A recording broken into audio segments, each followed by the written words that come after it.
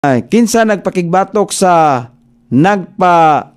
nagapataas sa iyang kaugalingon ibabaw sa tanan nga gitawag og Dios o ni anang gisimba mao nga siya ingon sa Dios nagalingkod diha sa templo sa Dios nga nagapakita sa iyang kaugalingon nga siya ang Dios. So kanang templo nga giingon dinhi mo nang itukod diha sa Israel apan wala pa natukod karon.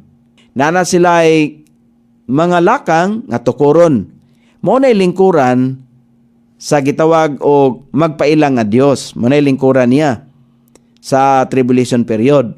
So kana siya nga templo, literal na siya, gipaybalo na tang daan nga ang espirituhanong templo natukod na.